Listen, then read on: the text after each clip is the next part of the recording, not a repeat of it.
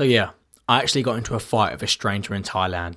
Gloves on, crowd screaming, and the prize? A bucket of alcohol. Let me explain. So if you've ever been to Koh Phi Phi in Thailand, you probably know this place called Reggae Bar, where tourists can volunteer to fight each other for a bucket of alcohol. All in good spirits and just for fun, but it can get pretty intense. So I was actually in Koh Phi Phi in Thailand for 3 nights, and this happened on the very 3rd night I was there. So the first 2 nights we sort of just explored and went out a little bit with the people I was with, but we also went to the Reggae Bar just to watch a few fights on both occasions. And both of the times people were saying to me, "Go on Dan, do you want to get in there? Do you want to fight?" I was saying, "I don't know, maybe we'll see." But in the back of my mind I thought, I've got to do it. There was something in my mind thinking, I've just got to do it and got to have that experience and go and have that bit of, to say I did it, you know? And I don't claim to be the best boxer in the world, but I have boxed before. I've had 5 fights and I do love my boxing. Like I say, I even do boxing interviews. That's why I've got this microphone. See, I didn't tell anybody officially that I was definitely going to 100% fight, but I sort of dropped little hints saying, okay, if there's somebody there my size and it looks like a fair fight, then I'll probably do it. But that very quickly turned into people I was with telling other people, "Oh, have you heard it? Dan's fighting tonight. And I was like, I never actually said that at any point. And then everybody started saying, "Oh, Dan, you actually going to do it?" I was like, I never actually said I was going to do it, but now everybody thinks I'm going to do it. But I actually do want to do it in the first place that I haven't even told anybody about. But eventually, I did it. So the night I actually did it, I went for dinner with the people I was with, and I was on a group tour on Gap 360, and we went out for dinner, and I ordered a burger and a Fanta, and somebody told me after that as soon as they saw I ordered a Fanta, they knew I was fighting tonight, because generally on this tour I'd been on so far, I'd generally have a beer with dinner. So he saw me having a Fanta, and he thought, okay, maybe it's tonight for Dan. But this night at the restaurant, I think, was having a few problems, and they got a few orders mixed up, and my food never came, and eventually they said they'd redo my food, but I was so hungry, so I just decided to leave the restaurant, go down the road, and go and have McDonald's. And in the back of my mind, I'm sitting at McDonald's thinking, am I really about to go fight a stranger in a bar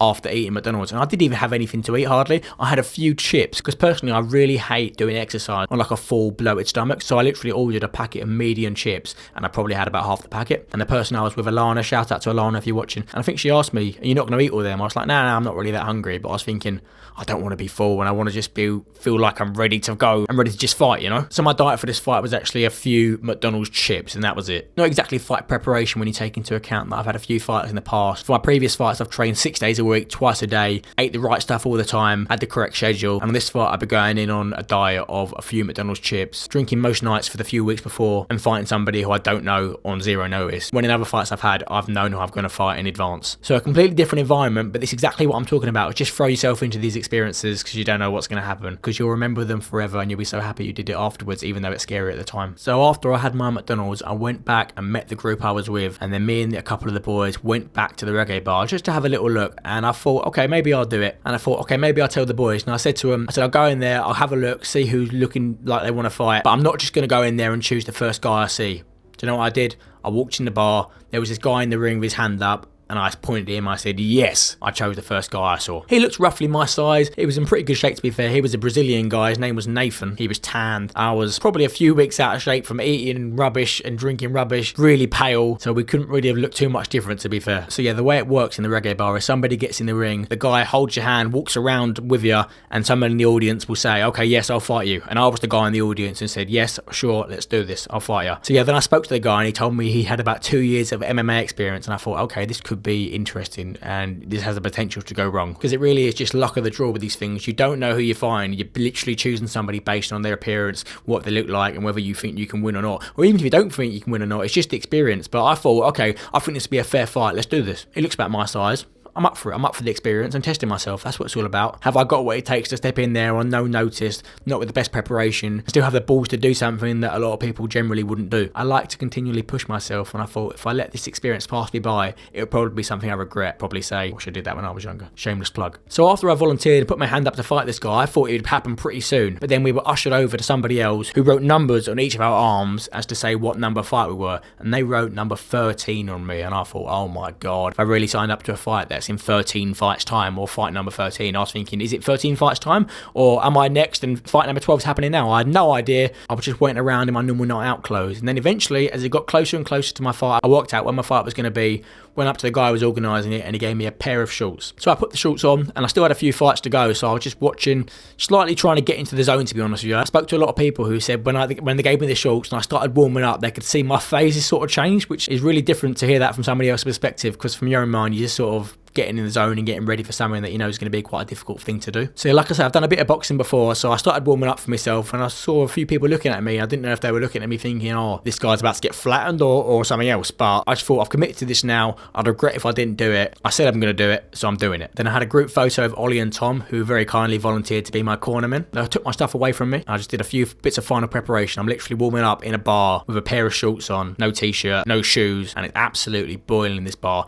Pretty hostile environment of a lot of drunk people just screaming, going mental. Quite an environment to try and be in and perform under pressure, you know. But eventually it came to my time, and it was my time to get in the ring. They called us to the centre, we touched gloves, the bell rang, and the fight began.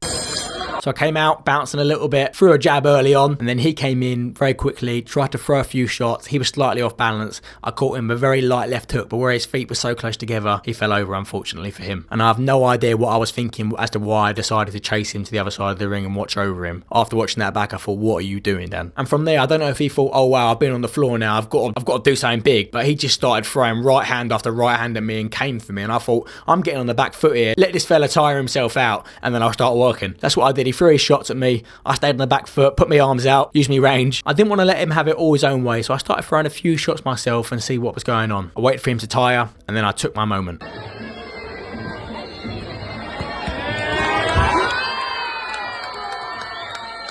So yeah, I dropped him, put a combination together, a few body shots, a few shots back upstairs, and he went down. In these reggae bar fights, it's not like a boxing fight where you get 10 seconds, you fall over, you get back up.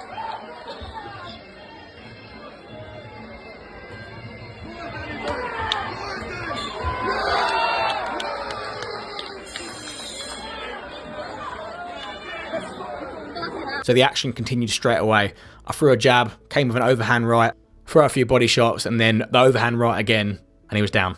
And that was the end of round one, a good first round for myself. So at that point, I went back to my corner, got some water from my corner men, Ollie and Tom. They gave me a few bits of advice, but to be honest with you, I wasn't listening in the slightest. I was completely in the zone. I remember for half the round, I pretty much just stood there and stared at him. I don't know what I was doing. I was literally just completely in the zone. I just stood there and stared at him. And to be honest with you, I actually felt, looking back, I felt a little bit sorry for him because he looked a little bit like he didn't want to be there, to be honest with you. And I look back at that and I'm thinking, oh, what are you doing, Dan? Why are you trying to stare at him? He's just a fella who's got in the ring. But in that zone, I couldn't help it. It's just like, I'm in here now.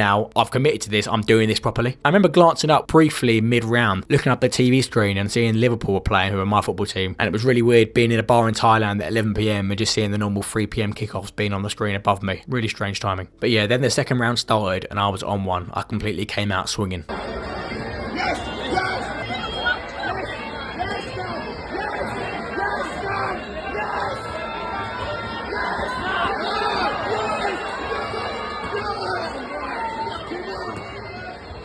I remember at one point he sort of put his hand out to me to say, okay mate, come on, let's chill a little bit, and I respected that and I touched his hand. I thought, I'm in here now, I want to finish this. So I hit him with a few body shots and the fight continued.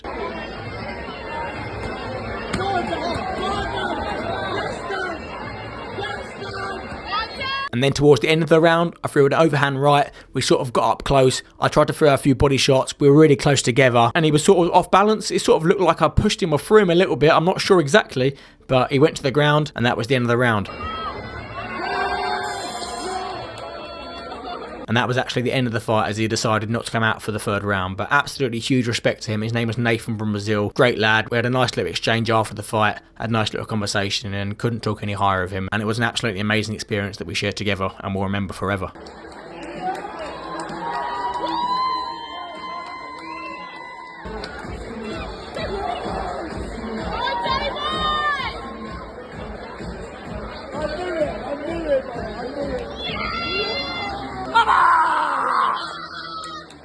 I remember looking at his corner man and they both looked at each other and shook their head and said, no, we're enough. But you know, it was great to share that experience with Nathan, and it's something that I'll be happy I did forever, and something that I hope he looks back on in fondness as a great experience for him. And it's really funny after the fight, because there's so many fights after, and I think they have one pair of shorts each, or maybe two, I'm not sure. Literally, I stand in the bar and they pretty much undressed me on the spot. They said, give me your shorts back. And I'm standing there in the bar in just my pants now, and we're having a group photo together. It's just all happening so fast. I've no idea where my shorts are, where any of my stuff is, but I didn't really care because I just had one of the best experiences experiences of my entire life. I don't know why, but in the moment, the people I was with seemed to be going mental and enjoy things more than I was. I'm not sure if they'd had a few beers, and obviously I was sober, but they were going absolutely mental. And then we went on a little bit of a night out, went to a bar, had a few beers, and then went home, went back to bed. But yeah, that was my experience and my story of how I had a fight with a stranger in Thailand. If you enjoyed this story and want to hear some more about the wild experiences I had while traveling, give me a comment below. Please don't forget to subscribe, it really helps me out. I know it's easy to forget to do. That's the best way to support me. Click subscribe down below, and if you want to support me on Instagram and TikTok, it's at I Wish I Did That Travel. I really enjoy making these videos and talking about these experiences because they were the best experiences of my life, and if I can inspire anybody to go out there,